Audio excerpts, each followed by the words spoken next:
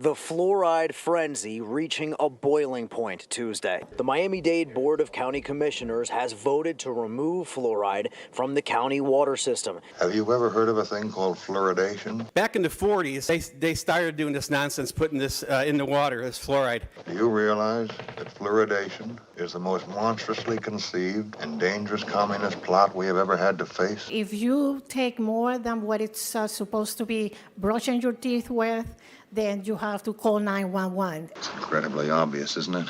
A foreign substance is introduced into our precious bodily fluids without the knowledge of the individual. I was injured in 2017 from the tetanus vaccine, and I'm half numb from the waist down. Have you ever seen a commie drink a glass of water? And I just have to mention, a 5G tower pops up involuntarily radiating them 24 hours a day. And the international communist conspiracy to sap and impurify all of our precious bodily fluids. It is our right to not be intoxicated by our government. That's the way a hardcore commie works. All in favor? Aye. Aye. All against? No. No. Show 2 nays. Item passes. That was a Miami-Dade County Commission meeting, appropriately on April Fool's Day, Roy. Yeah, that makes sense. And we intercut the actual public comment that happened that day, along with Florida Surgeon General and quack Ladapo in the House. And we intercut that with clips from the 1964 Stanley Kubrick classic Dr. Strangelove, or How I Learned to Stop Worrying and Love the Bomb, in which a United States Air Force Brigadier General named Jack D. Ripper loses his mind over a communist conspiracy theory to poison Americans by putting fluoride in our water. This was a real bullshit John Birch Society conspiracy theory in the late 50s, 1960s, and he orders his attack wing to drop nuclear bombs on Russia, thus ending the Earth. He destroys the Earth in nuclear war over a nonsensical conspiracy theory about fluoride in our water. This was a dark political satire in 1964, and now we are living it in real life. And the Miami of today is the America of tomorrow. And Miami-Dade County, one of the largest counties in the entire country, just ended what I understand is scientifically recognized as one of the most successful public health initiatives in the history of the world.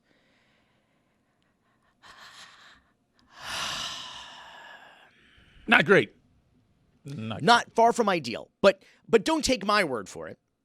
We go to the scientists. We go to the experts. We are joined now by Dr. Richard Mufson, a board-certified oral surgeon with over 30 years of experience treating patients in South Florida, graduate of Temple University of Dentistry in Philly, and did his post-grad work at Georgetown University Medical Center in Washington, D.C. He's joining us live from the drilling room, it looks like, in Aventura, Florida, or North Miami Beach. Where are you, doctor? How you doing? I'm in Aventura.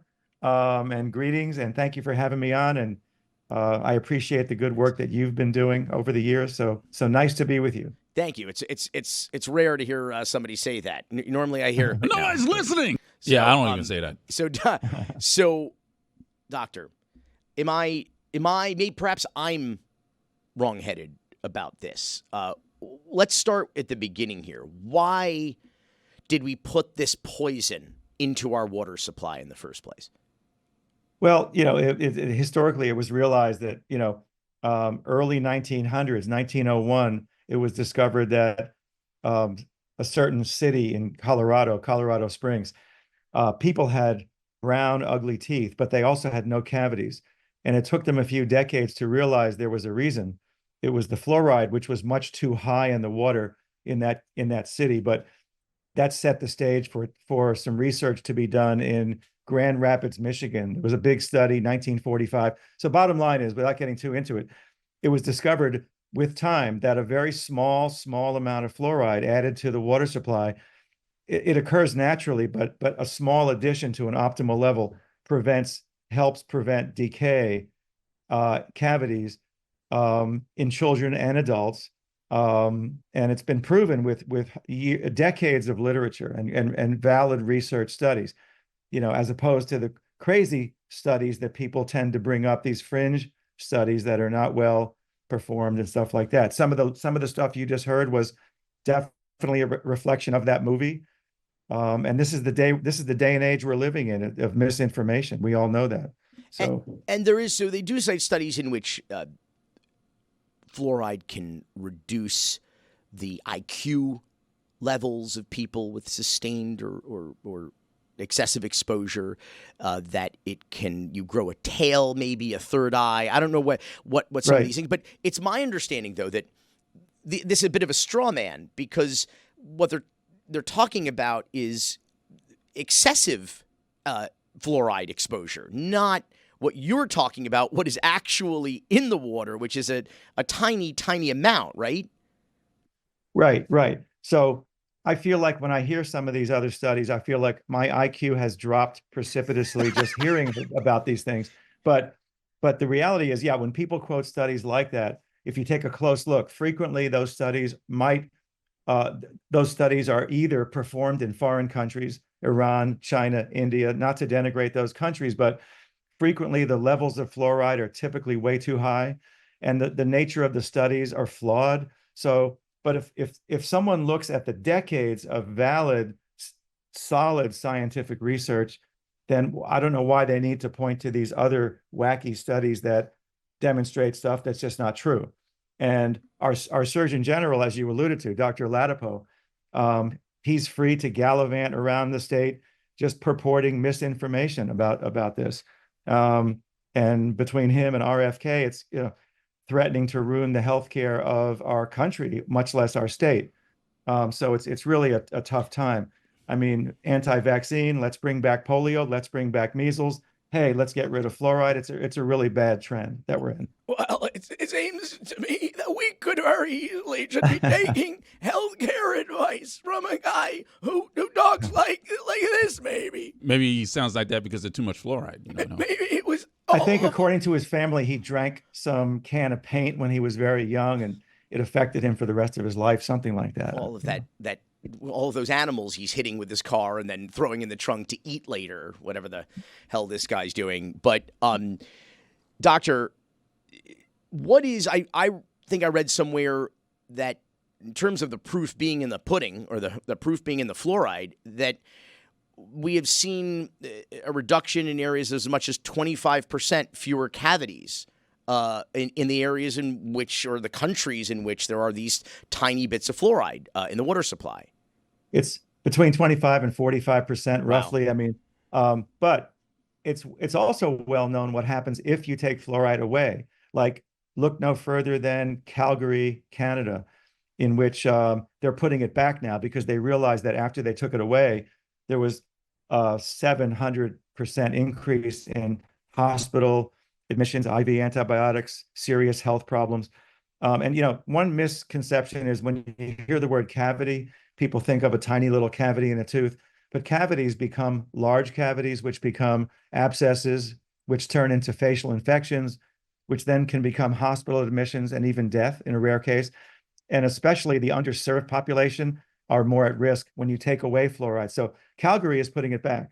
Other communities that have lost it, they see the results and then they go back because they realize this is just a bad healthcare decision to take it away. So we already have the guinea pigs in Calgary. Like, we don't have to subject our children and our communities to this. We have the research, we have the science, we have effectively, Calgary became an experiment, and a failed experiment at that, and they are reversing course as a result of that.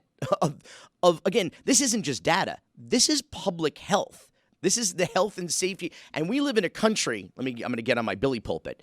We live in a country where for some reason dental care is not considered health care. So when you buy health insurance, that does not include your dentist. You need a whole separate plan or program or coverage for that. But it's all part of your body. And as the doctor just said, all of these things are interconnected. Okay, you could wind up dying from a lack of dental hygiene or dental care. And so this is some serious, and of course, as always, this is going to disproportionately affect people who cannot afford regular dental care, who cannot afford toothpaste with fluoride, or people who do not have access to accurate information, who are not appropriately educated on what is and is not best for themselves, their children, their families. Roy, if you want to know what happens when you grow up in a place without fluoride in the water, go to Domino Park in Little Havana and yell, "Smile!" Okay? That's what we're looking at here. And speaking of which, Roberto Gonzalez is the Miami-Dade County Commissioner who championed this backwards, fringe, lunatic conspiracy theory that is now the policy of one of the largest counties in America. He has interest, doesn't he? Miami. And what he did was he took this scheme in full-fledged Fidel Castro propaganda misinformation style to the children and filled their heads with lies and misinformation. And, I mean, we are in a place where we have conspiracy over science, fiction over fact, insanity over reason. And he went to a school, showed them a bullshit one-sided presentation, and then look what happened. They brought these kids in fully coached, unable to even pronounce the words that they had written for them, to a public meeting. I think fluoride is bad for us. Fluoride. It is a medication that is added to everyone's water. I looked it up, and according to the New Jersey Department of Health, fluoride can cause nausea, vomiting. 36 counties in fluoride have removed fluoride. Thank you so much. That was amazing. So effectively, they groomed the children against fluoride. Yeah, well, Florida is my drag name, by the way. So I want people who are just listening, Take that to Key West, by the who way. can't see this. Unlike the parents and teachers and elected officials who exploited these children to propagate misinformation, we blurred their faces. Okay, because this was from a public meeting where these kids who really could not consent, who did not know what they were reading, who did not understand what they were saying. These are exploited children, and we will not exploit them on this show. We have blurred their faces. What about the parents? Listen, these are parents who would claim, and what about this, doctor? What about this claim of parental choice? Not that I want these parents, these lunatics, making choices for my kids, but what about that argument that the government shouldn't just be putting this stuff into our bodies and our water supplies without consent? What of that? Well, that is a point that some people make, but there is, you might as well say the same thing about other healthcare measures that have helped tremendously in our country, like the vaccines are a clear example. I mean, kids need to have vaccines to go to school. Parents technically can tell their kids, I don't want to send you to school, but then we're looking at higher rates of measles and whooping cough and other things without vaccine. So I compare it to the same thing. Technically, people have a choice in this world. You can move to a non-fluoridated area. You don't have to turn on your tap water. You can buy a reverse osmosis filter. So there technically is choices. But the government has been in a role, the EPA, whoever, of trying to do what's best for the health of the citizens of the country and the state. Local communities want control. So, I mean, I know it sounds, kind of radical, but, parents technically have a choice. We all have a choice, so what about the kids that don't get fluoride and they don't have consent over their disease process? They end up in doctors' offices, in hospitals, God forbid, severe infections, especially the underserved. So, you can talk about choice. I know that's a popular talking point, consent, but it all turns out to be BS at the end of the day. We need to all live in a world that keeps everyone as safe as possible. Same with seatbelts in cars. I mean, technically, you're taking away my choice. I don't want to put a seatbelt on my kid. Well, we need to intervene and do what's best for people. I think this is a slippery slope here, is making Yeah. people less healthy, making people less educated, depriving underserved communities from access to either accurate information or something like minuscule levels of fluoride in their water that make them and their children healthier. And I think this is the course that we are regrettably on, Roy. How do you feel about it, Roy? You look frustrated. I am frustrated. I'm frustrated with everything, and you're right. I'm trying to make people dumb.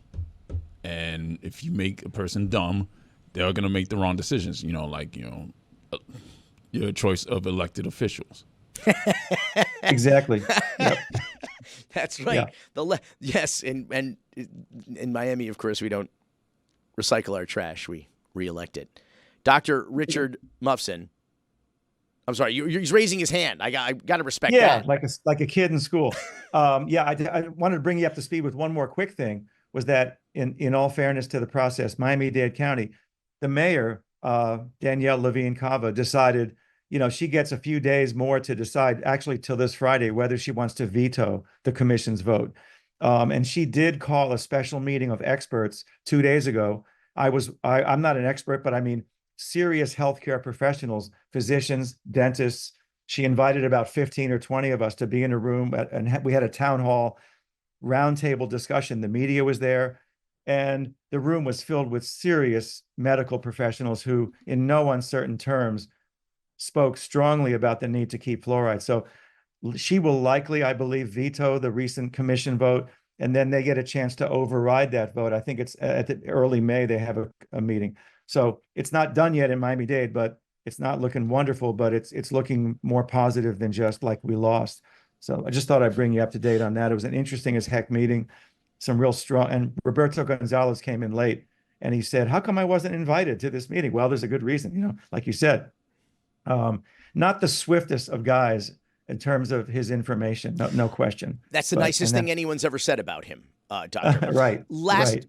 Last question. The Miami of today may very well be the Florida of tomorrow. I understand you recently returned from Tallahassee, the state capital, where the legislative session is in full swing, and there is apparently an effort on the part of lawmakers there to ban fluoride statewide. What is the status of that? No question. I mean, there's a statewide, there's a bill called the Florida Farm Bill, which includes a bunch of different things, but among them is one thing on fluoride that if it passes, will forbid the addition of fluoride statewide. And it looks like that's on track, unfortunately, to pass. But the prediction is that major communities in our state will fight back with court filings and different things saying, wait a minute, how dare you take control over our ability to control our local residents? Miami is not the same as Bartow, Florida, is not the same as DeLand, is not this, we're all different. And how dare you take that right away? So, but that's threatening to pass. The Florida Farm Bill is set to likely pass. We were all, a lot of dentists. We have an annual day on the Hill where we lobby for different things, but we were. I testified before a Senate committee in the afternoon and a representative committee in the morning, and they're pretty much on track to pass this thing. So that could make everything moot in everywhere else in the state, but we'll have to wait and see. There we go. It's like, as John McCain used to say, it is always darkest just before it's pitch black. Dr. Richard Mufson, MufsonDDS.com. Thanks so much for being here. Thank you for having me, Billy. More breaking news from the broken city of Miami, a story you'll hear only on Because Miami. It's Joe Carollo's Fountain of Death. The corrupt commissioner's unfinished $5.5 million Bayfront Park boondoggle, right outside the window here, is a money pit and possible death trap. A secret memo obtained exclusively by Because Miami reveals safety concerns about the risk of electrocution and drowning in the newly restored Bayfront Park fountain, leading to a temporary rickety rusted, rented chain link fence around the entire perimeter, held up only by a few sandbags. This never-before-published internal memo provided to the trust in mid-December confirms the serious concerns and Carollo's awareness of the deadly risks and possibility of personal injury lawsuits. The memo was reportedly sent by DG Aqua, the company that got a multi-million-dollar no-bid emergency contract to restore the fountain, even though there was no emergency since the fountain had been shut down for 15 years. Where did then Bayfront Park Chairman Joe Carollo find this company, you ask? None other than Mayor Francis Suarez introduced him to this company, which has never built a fountain in the United States before, apparently, saying, "How can I help?" And the next thing you know, they got this crazy $5.5 million deal. What do you know about that? If you put garbage in, you're going to get garbage out. So this memo is entitled Safety Warnings at the Mildred and Claude Pepper Fountain and suggests the Park Trust immediately put up signs with what they call explicit warnings all around the fountain, which they never did. Nor did they ever report these concerns to the Trust's insurance company. The memo reads in part, "To prevent incidents and legally protect the city, it is essential that the sign be clear, visible, and in compliance with all applicable legal requirements." These signs are actually required by law in order to avoid legal liability if someone were to fall into the fountain. So they suggest strongly worded language for the warning signs in both English and Spanish that includes, "This area contains mechanical and electrical equipment that presents significant risks, including the potential for injury, cuts, and electrocution." The memo says they should place these signs in between every single speaker around the fountain. That means 50 signs. Instead, to this day, they have put 0 signs up. The memo goes on to say, "We will design and propose a 2-foot railing to be placed on top of the wall, made of aluminum.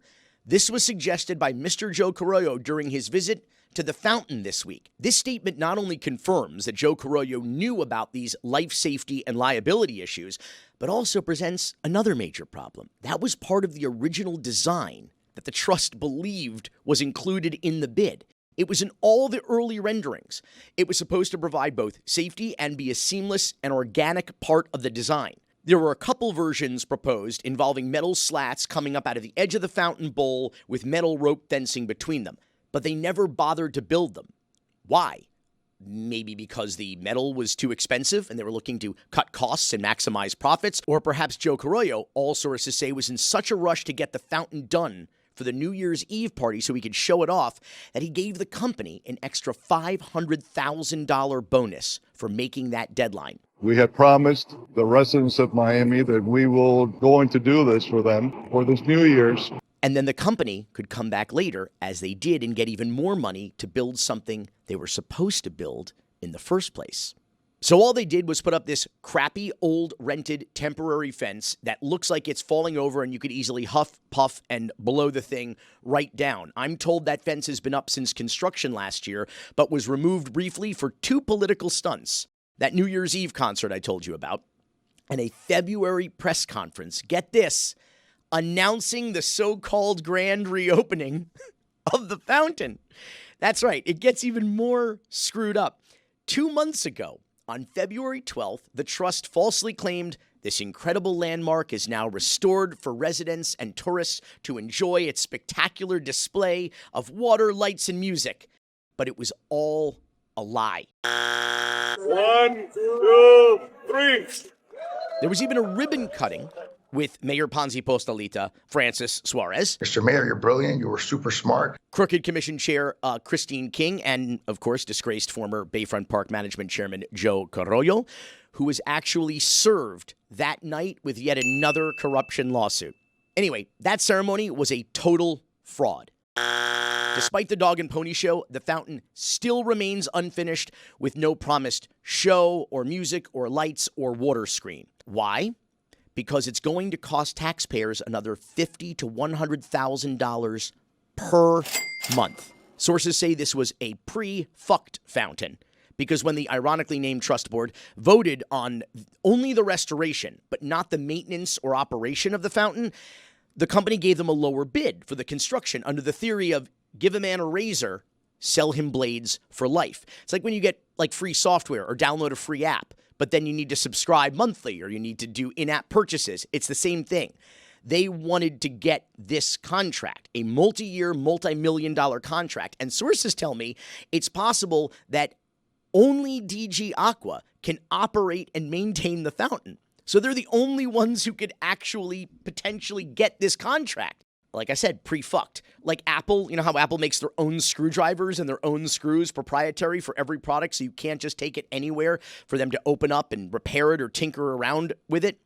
A source told me it might even be cheaper for the city and the taxpayers to bid out a totally new fountain and start the entire thing from scratch. You might as well buy a new ship.